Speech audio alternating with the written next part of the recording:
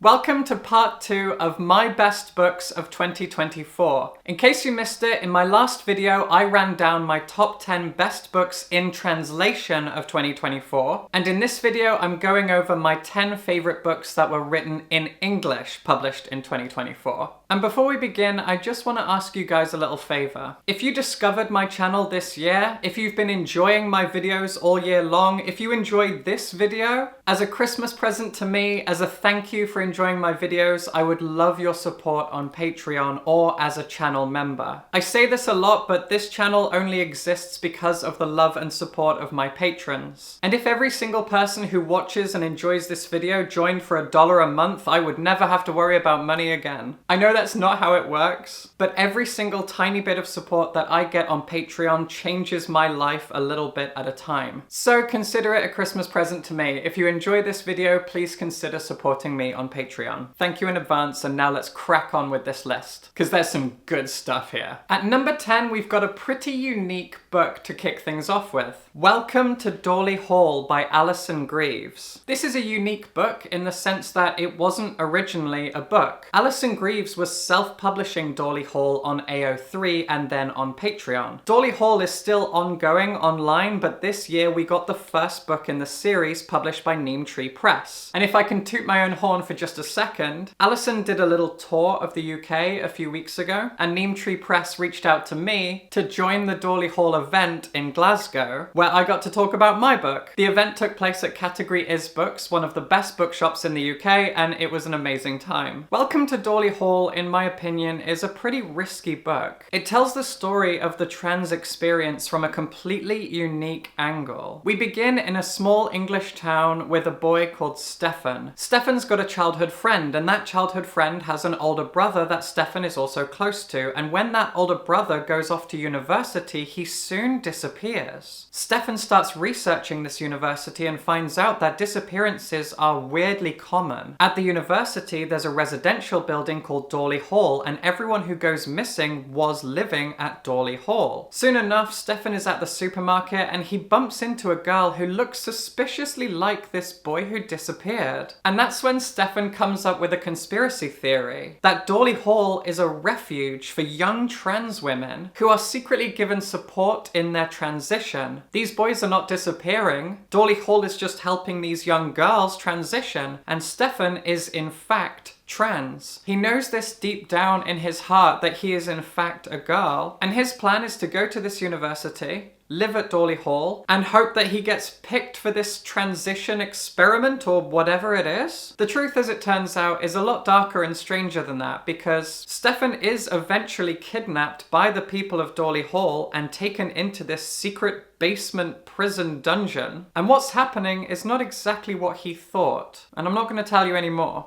because Dorley Hall is one hell of a thrill ride. At number 9, we've got Lost in the Garden by Adam S. Leslie, one of the most surprising books of this year. I promise that you will never read a book quite like this in your entire life.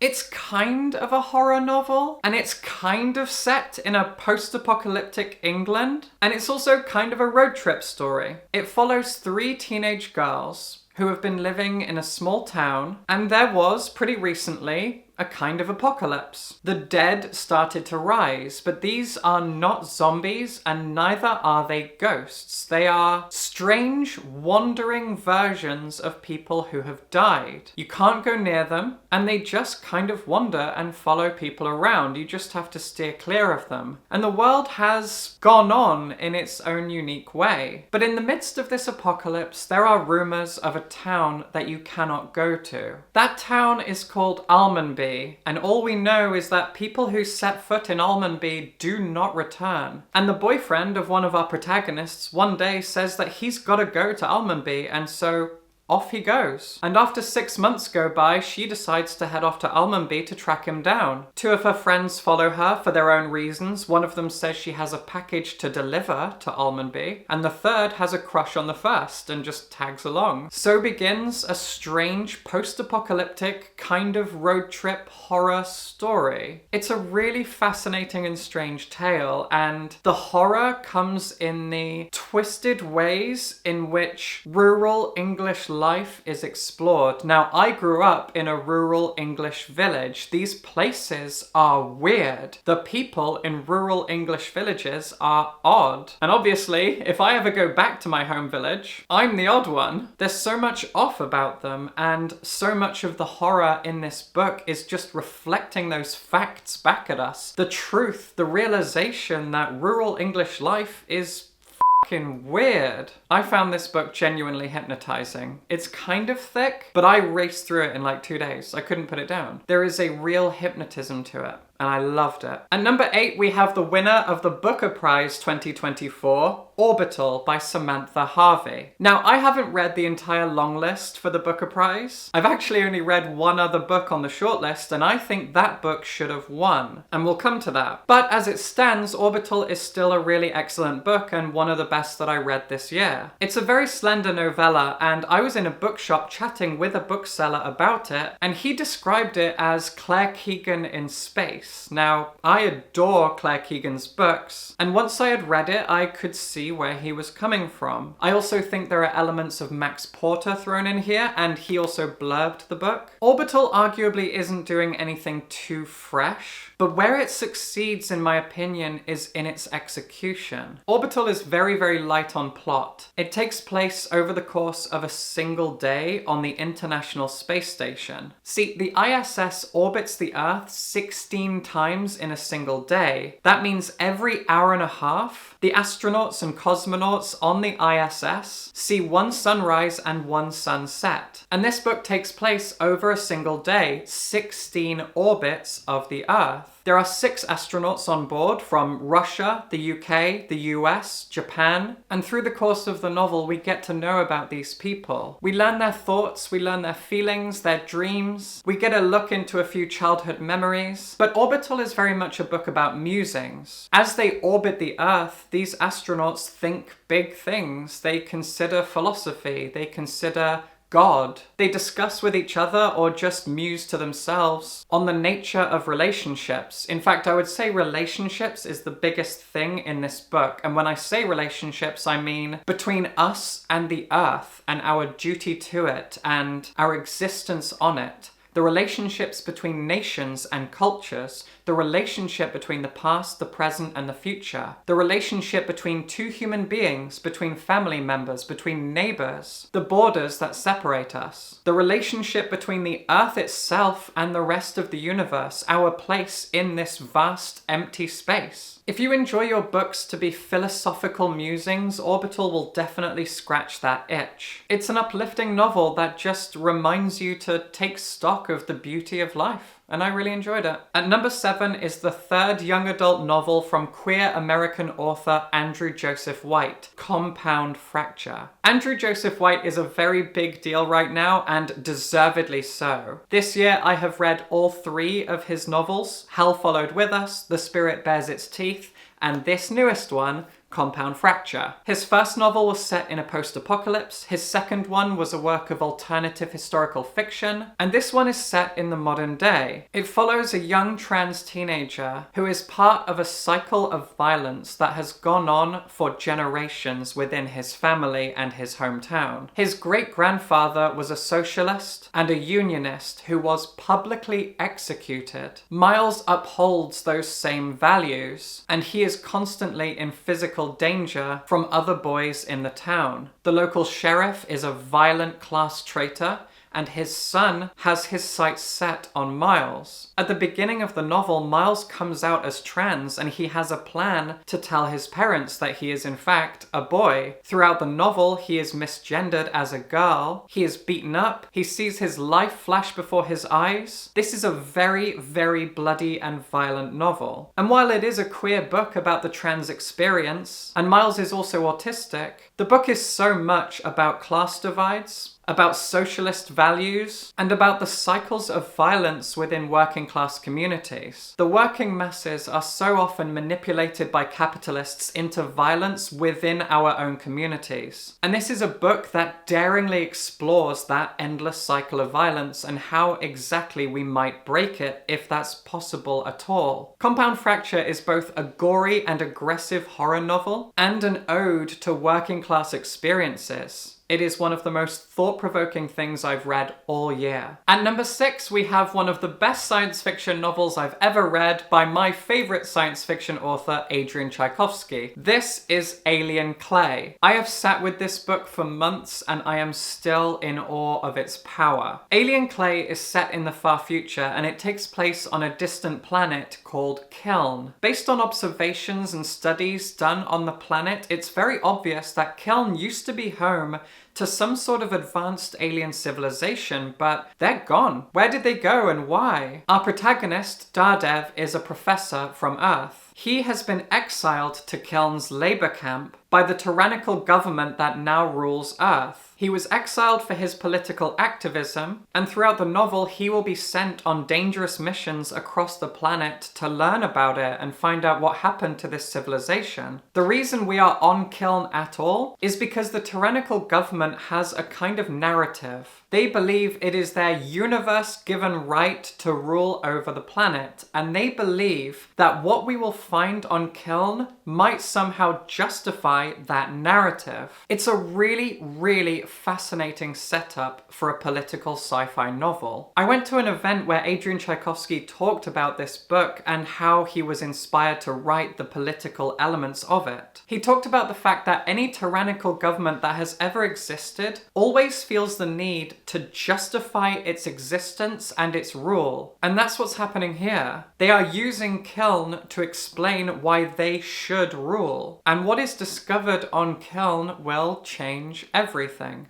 Alien Clay is genuinely phenomenal. Now, I mentioned in my last video that I am moving house right now. The lower half of these bookcases are completely empty. And in my last video, I made the mistake of transporting 2 of the books on that list to my new place. I've done the same again here, this time just with 1 book. And that book is James by Percival Everett, number 5 on this list. Since I don't have my copy of James, I'm just going to hold up my book, in case you feel like buying a copy for yourself for Christmas. Managing and Other Lies, there are links to it in the description. I mentioned before that there was a book on the shortlist for the Booker Prize that I think should have won rather than Orbital, even though I do think Orbital is a really excellent book. And James is the book that should have won, in my opinion. I've been a fan of Percival Everett for a long while now, and James is one of the most impressive and inspiring novels I've ever read. It's an historical novel that retells the adventures of Huckleberry Finn from the perspective of Jim, or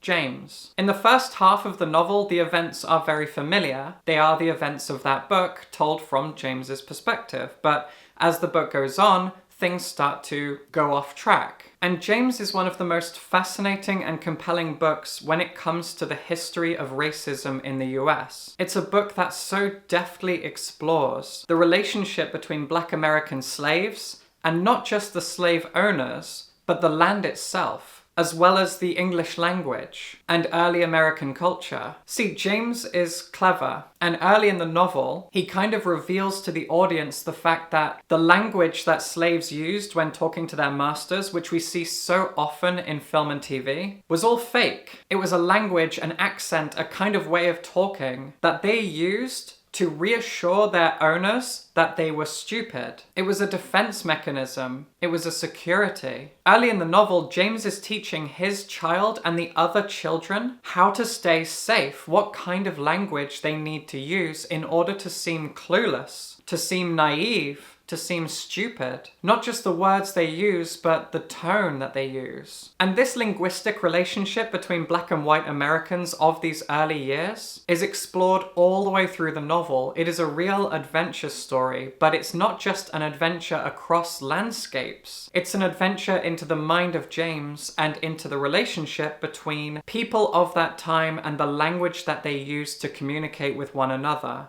It's a really, really captivating book. One of the best things I've read this year, and in my opinion, it should have won the Booker. At number 4, we've got Monstrilio by Gerardo Samano Cordova. Cordova is a Mexican author who wrote this book in English, and it is a really miraculous little thing. We begin in upstate New York with a Mexican couple who have just lost their 10-year-old son. In a moment of panic, the boy's mother, Margos, who is our initial protagonist, remembers a Mexican folktale about taking a piece of someone who has died and nurturing it, growing it like a plant, until it turns into a new version of that person. And that's exactly what she does. She takes a piece of her son's lung, and when they return to Mexico City, she grows that lung, and soon it becomes a little monster.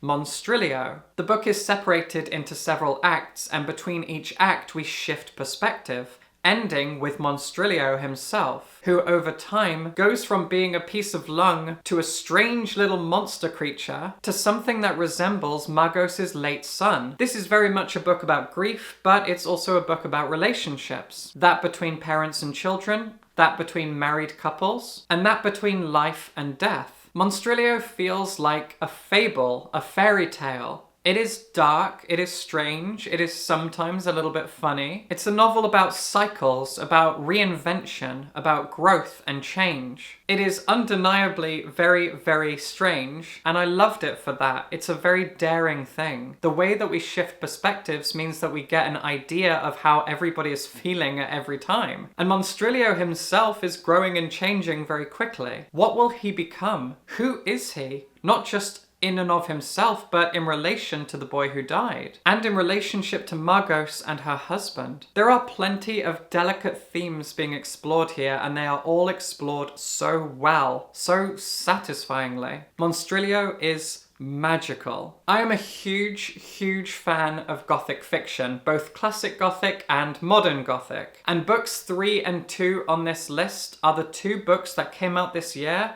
that perfectly encapsulated the themes, elements, aesthetics, and style of the Gothic. And at number 3, we have My Darling Dreadful Thing. This was written by Dutch author Johanna van Veen, and she wrote it in English. The novel follows a young girl called Rose Beckman. Rose is able to see ghosts. In fact, she has a kind of familiar, a dead woman who has latched onto her, whom only she can see, named Ruth. Whether or not Rose's mother actually believes that she can see the dead, she still uses that to her advantage by putting on seances for grieving people and manipulating them out of their money. Rose goes along with it until she doesn't, until she is offered an escape. That escape comes in the shape of a grieving young widow named Agnes. Agnes comes along for a seance and explains that she recently lost her husband. He was the master of a crumbling estate out in the countryside. Agnes and Rose strike up a rapport very quickly, and Agnes offers Rose's mother money to take Rose away. She accepts, and off they go to this country house. Over the course of the novel, these 2 women become closer and closer. They enter into a sapphic love affair, and it is raw and passionate and dark. These are truly Gothic characters, the kinds of characters you'd expect to see in Frankenstein or Wuthering Heights or Jekyll and Hyde. They are dark and unhealthy people. And not only that, but between each chapter, we are presented with a piece of a transcript. The transcript is a police interview with Rose that takes place after the events of the novel. Slowly, this transcript lets us know that something terrible is going to happen within the main story, and Rose is being investigated and interrogated about it. We don't know what it is at first, but more and more is revealed as the story goes on. This is a very dark tale. Also a very camp and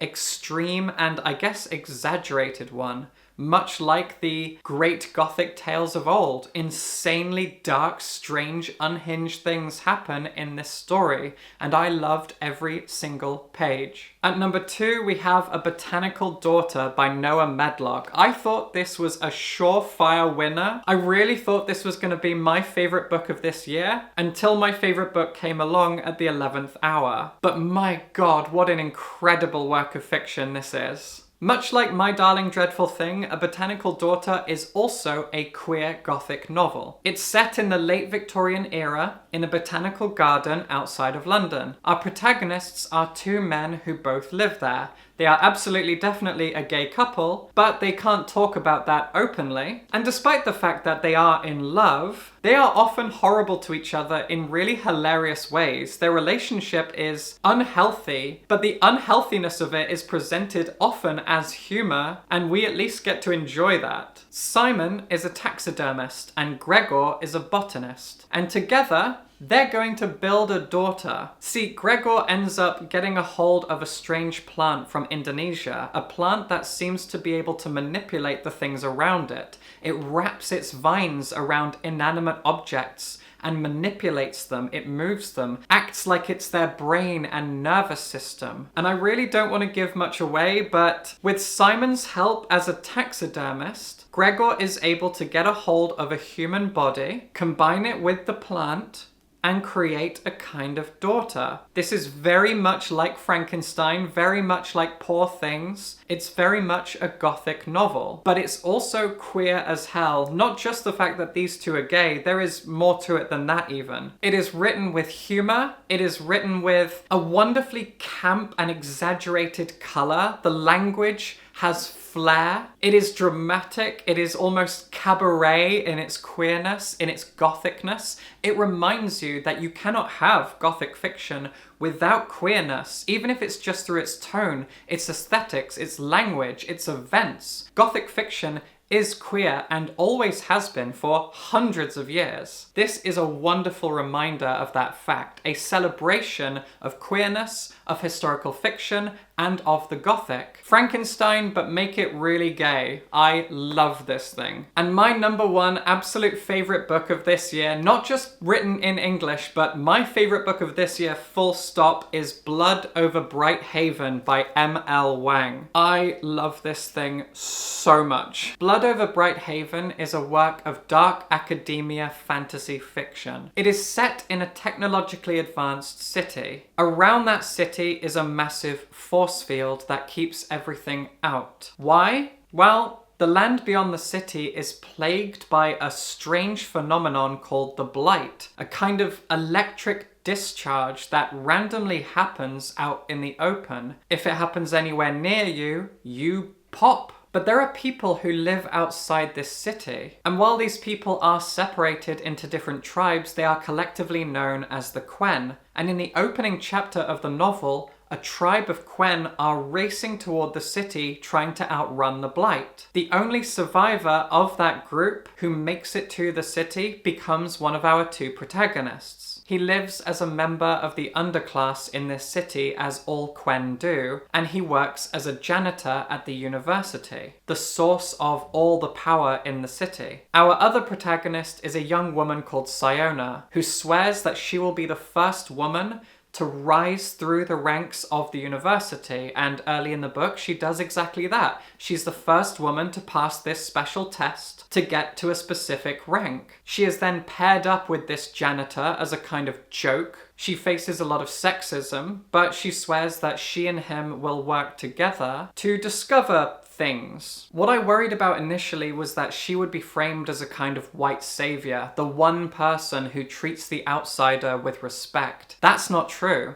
Siona is entirely brainwashed by the religious doctrines of the city, a religion that goes hand in hand with scientific advancement. She believes in the city's founders and their rules and their philosophies. She believes in the magic science system that governs their life, a system that is so well explored, by the way. And so she is going on a journey of her own throughout this novel with respect to the Quen, to the outside world, to the history of the city, and to the secrets of the city. Because there is a very dark truth at the heart of everything. This is a book all about colonialism and capitalism and the brainwashing nature of those two things. It's a book about religious doctrine, a book about scientific advancement, about so many different things. It wears its politics on its sleeve. It is a loud and angry scream of a novel. I could talk about it for hours. I already did a really big video about it, so you can go check that out. But my goodness, Blood Over Bright Haven is a magical book. A really incredible work of dark academia, a wonderfully inventive fantasy novel, and a brilliantly dark work of political fiction. Easily the best book that I have read this year. Okay, There you go. That was my top 10 books written in English of 2024. Once again, if you enjoyed this video, I would love your support on Patreon or on my channel memberships. Consider it a Christmas present. It would mean the world to me. I really, really hope you enjoyed this video. I hope you've enjoyed everything I've put out this year. My next video is going to be related to what I just did, but also a little bit different. I'll see you there. Subscribe for books.